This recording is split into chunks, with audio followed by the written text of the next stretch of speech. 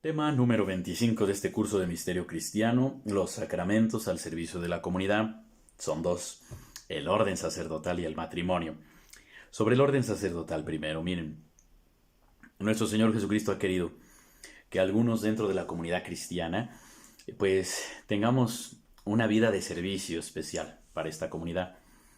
Y Él ha querido que a través de quienes recibimos el orden sacerdotal podamos darles a los fieles del manantial de su gracia, del manantial de su vida. O sea, Dios ha querido hacernos partícipes de su servicio redentor. Cristo, cuando murió en la cruz, nos ha salvado a todos los hombres, pero todos necesitamos también responder a esa salvación. Y para responder de la mejor manera nos ha dado los sacramentos. Entonces se requiere que haya quien pueda poner a disposición de todos los fieles dichos sacramentos, y esos son los sacerdotes. Los sacerdotes, entonces, en primer lugar hay que pensar que este sacramento del orden no se recibe porque uno sea el mejor o el más santo o el más inteligente o la mejor persona. Para nada, es Dios el que se fija en algunos de nosotros, nos llama, y si nosotros queremos, porque eso también es importante, Dios respeta la libertad humana, respondemos a ese llamado, a esa vocación, a esa misión que nos ha dado. Esto requiere mucha preparación, ustedes lo saben, en los seminarios, en las casas religiosas, estudiamos, nos formamos lo más que se puede para tratar de vivir esta vocación. No es una chamba, no es una profesión, como ser ingeniero, como ser médico, es más allá, es una vocación porque implica toda la vida. Se es sacerdote las 24 horas del día, los 365 días del año. No nada más es el domingo que hay misa, o no nada más cuando estoy en la iglesia. Entonces esta vocación se vive de lleno. Tiene que haber una entrega total. Por eso también tiene sus exigencias de disciplina, de orden, de obediencia. Entonces veamos cómo para recibir este sacramento del orden, pues es un camino y una preparación bastante delicados, pero también muy largos, ciertamente, son muchos años. A mí luego me preguntan, ¿cuántos años estudian para ser sacerdotes? Yo a veces digo, bueno, no, lo importante no es tanto lo que se estudia, sino la experiencia de vida que se tiene que hacer. Aunque sí también se estudia mucho. Y yo les digo, pues mire, los que más rápido, 9 años. Los que se tardan un poquito más, pues 13 o 14. ¿De qué depende? Bueno, si ya hizo la prepa antes, también el proceso que la persona va llevando. Hay quien a veces requiere más tiempo para seguir estudiando y formarse, a juicio de los superiores o de él mismo. Hay quien a veces pide un poco más de tiempo para estar más preparado y pensar en el paso tan importante, porque al recibir el sacramento no hay marcha atrás. Al igual que el bautismo, que la confirmación, el sacramento del orden imprime carácter, se le llama. Es decir, es como un sello con el cual uno queda marcado. Uno es sacerdote para siempre. Aunque renuncie después a trabajar como sacerdote, o aunque pida un permiso para ir a casarse y a formar una familia, seguirá siendo sacerdote siempre, porque el Señor, al consagrar a alguien como sacerdote, no le retira la consagración. No le da una consagración para después quitársela. Dios no está jugando a que un ratito somos y un ratito no somos. Por circunstancias de la vida se dan muchas cosas, pero lo más importante es que el sacramento del orden se recibe una vez, solamente una vez, pero para toda la vida y para toda la eternidad. Se es sacerdote para siempre. Así pues hay que distinguir también que en el ministerio sacerdotal nosotros encontramos, por decirlo así, 3 grados. Entonces vamos a empezar que el obispo, luego el presbítero o sacerdote y luego el diácono. Explicando un poquito en orden, a lo mejor un poquito cronológico de que quien fuera llamado, por ejemplo, a ser obispo o a ser sacerdote o a ser diácono, pues hay que pensar que en primer lugar se necesita así tener el llamado de Dios, tratar de darse cuenta si realmente es Dios el que le está llamando, entrar en un seminario o en una casa religiosa de alguna congregación, porque hay que recordar que habemos sacerdotes que nos dedicamos a distintas cosas. Hay quienes son franciscanos, quienes son dominicos, quienes son agustinos, redentoristas, o sea, hay muchas congregaciones. ¿Cuál es la diferencia? El tipo de trabajo, el tipo de vida, o sea, el carisma, cómo se vive, a lo que se dedican. En mi caso, por ejemplo, yo soy salesiano. Nosotros de manera especial nos dedicamos a la pastoral con los jóvenes, al trabajo, al acompañamiento de los jóvenes. Entonces, así también hay quien se dedica a ser misionero, hay quien se dedica a los enfermos, quien se dedica al estudio, a la predicación y también el estilo de vida, ¿verdad? Hay unas comunidades religiosas que son un poco más rigurosas, otras son más tranquilas, otras son de vida contemplativa, salen poco de casa y se dedican más a la oración, otros de vida activa, que somos quienes trabajamos un poquito más en contacto con la gente. Entonces veamos cómo hay una diversidad. Cuando el candidato está preparado y se ve que es idóneo, es decir, que se ve que va a poder tener la capacidad y que Dios pues le está llamando y él quiere responder y tiene la salud suficiente, la preparación suficiente, pues se hace la ordenación diaconal, en la cual un obispo confiere, a través de la imposición de manos también, en una oración, era especial, el grado del diaconado. ¿Qué es diaconado? Diácono en griego significa servidor. Diácono es servidor. Entonces el diácono en la iglesia es el que especialmente pues se dedica al servicio de la catequesis, quien puede administrar algunos sacramentos como es el bautismo, puede ser el testigo oficial de un matrimonio, por ejemplo. El diácono puede bendecir a las personas, bendecir también los objetos, el agua. Entonces el diácono tiene pues ciertas funciones.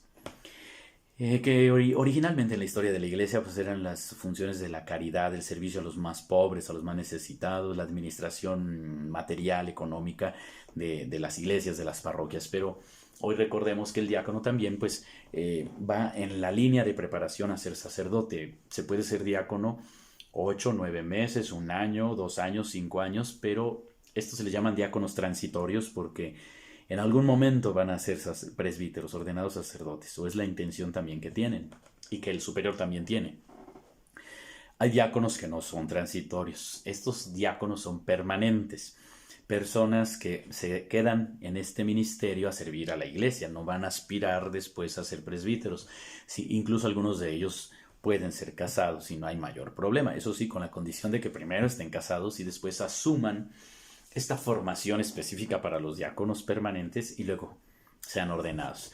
Pero es interesante porque fíjense cómo hay pues este servicio a la iglesia del diaconado muy bonito, muy importante, y que cuando es transitorio, llega un momento en que la persona es ordenada sacerdote, es decir, presbítero. Presbítero en griego significa anciano, pero no porque tengan que ser viejitos, no. Anciano porque anciano desde el punto de vista de pues en aquellas comunidades de antes, ¿no? De la antigua Grecia y de los romanos, anciano se le consideraba al que podía acompañar y aconsejar al pueblo. No porque necesariamente fuera viejecito. Claro que sí influía mucho la edad y la experiencia, ¿verdad? Pero no es el caso de lo que estoy hablando ahorita, que es el orden sacerdotal o presbiterado.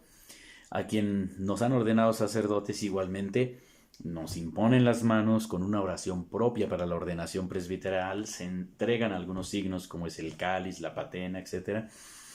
Y bueno, pues nuestra consagración sacerdotal implica entonces ya el tener también el poder de absolver de los pecados, confesar y celebrar la misa. Un diácono no puede celebrar la misa, puede hacer su celebración de la palabra, pero no puede consagrar hostias, ni vino, ni todos los elementos de la misa propios del sacerdote, pero el sacerdote sí celebra la misa, confiesa y obviamente los demás sacramentos, y la unción de los enfermos, también eso es importante, presidir los matrimonios, bautizar y con permiso o delegación del obispo, pues también dar la confirmación. Es interesante porque después, quien sea llamado a ser obispo, para empezar, obispo viene de una palabra griega que se dice episcopo. Epis es desde arriba, scopos es mirar. Entonces, episcopo significa el que mira desde arriba, el que supervisa, el que está al pendiente de todo un grupo de sacerdotes, de diáconos, religiosos, religiosas y laicos en una jurisdicción que se llama diócesis. El obispo entonces es el pastor y es el sucesor de los apóstoles, porque los obispos son ordenados por otros obispos que a su vez fueron ordenados por otros obispos y que históricamente nos remite a los apóstoles. Entonces la labor del obispo, cuando ha recibido la ordenación episcopal, o la ordenación para ser obispo, también es lo mismo. Otro obispo con otros obispos le imponen las manos y le consagran como tal y tiene la función de ser entonces el pastor en medio de la diócesis, el liturgo por excelencia, es decir, el que celebra de una manera ejemplar la liturgia, es el que se encarga de que haya un orden y una disciplina en una diócesis. Entonces, vean cómo este sacramento del orden sacerdotal, que sea en el grado de diaconado, presbítero o episcopado, pues tiene una gran riqueza. Algunas personas luego preguntan un poco, ¿verdad? Así, no sé cómo, dicen, ¿qué se necesita para ser obispo? Pues mira, es una gracia de Dios. De entre tantos sacerdotes, que solamente Dios sabe, ¿verdad? Cómo de pronto se ponen los ojos de Dios sobre alguien para que sea nombrado obispo. Y obviamente esto tiene pues toda una implicación también dentro de la jerarquía de la iglesia, dentro de las funciones, es decir, no es nada más que Dios venga y de una manera milagrosa ordene un obispo. Ordinariamente se elige a una persona que tenga cualidades, que tenga virtudes, que tenga salud, que haya tenido pues un camino muy bien hecho como pastor y que procure pues ser alguien que esté al servicio del pueblo. ¿Quién lo elige? Bueno, pues el Papa es el que puede elegir a los obispos, aconsejado, claro está, también por quienes él considere prudente preguntarles. El Papa hace una especie de consulta y entonces él finalmente elige a quien él cree más conveniente de acuerdo a lo que se le da a conocer sobre esa persona, porque, bueno, ustedes van a decir, ¿y el Papa poco conoce a todos los sacerdotes del mundo para nombrar los obispos? Pues, algunos sí, pero la gran mayoría no, porque pues, el mundo es muy ancho y somos muchos sacerdotes, pero él trata de informarse de alguna manera y ve la idoneidad, se aconseja con otros también de quién puede ser un buen obispo y bueno, pues le envía el nombramiento y la persona elegida pues también incluso puede aceptar o rechazar. También puede decir, no, yo no quiero acceder ya a la ordenación como obispo y puede dar sus razones. Es que yo me enfermo mucho, es que yo no me siento capaz, lo que sea. Y bueno, ¿qué procede después? Pues el Papa decide, ¿no? A veces a algunos se les ha obligado a ser obispos, es decir, en obediencia al Papa tienes que aceptar. Otros sí, ellos dicen yo acepto y no hay problema, ¿verdad? Pero bueno, hay de todo. Y finalmente, pues hablarles del matrimonio. Miren, el matrimonio también es una vocación, también es un llamado. No es que toda la gente se tenga que casar, esa es una idea errónea. A veces piensan que porque todos mis hermanos ya se casaron, yo me estoy quedando, yo me tengo que casar. No. Y menos por la iglesia, no. Por la iglesia el matrimonio es sagrado, instituido por Dios desde que dijo a Adán y Eva que fueran uno para el otro y fundaran una familia. En un matrimonio no es el sacerdote el que los casa. El marido se casa con la esposa y la esposa con el marido en el momento en que se dan el consentimiento, en que dicen yo te acepto a ti como mi esposo o mi esposa y prometo serte fiel y bueno, todas estas palabras, esta fórmula del matrimonio en la cual uno al otro hacen alianza. ¿Cuándo se rompe esa alianza? Cuando llega la muerte, no antes. Algunos dicen yo prometo serte fiel hasta que la otra nos separe. No. Es hasta que la muerte nos separe o hasta que el otro nos separe. No. Entonces es una alianza de amor, de respeto, de fidelidad. Fidelidad no solamente quiere decir que no va a andar con otra persona o él no va a andar con otra mujer o ella con otro hombre. No, eso no es fidelidad. Fidelidad es más que eso todavía.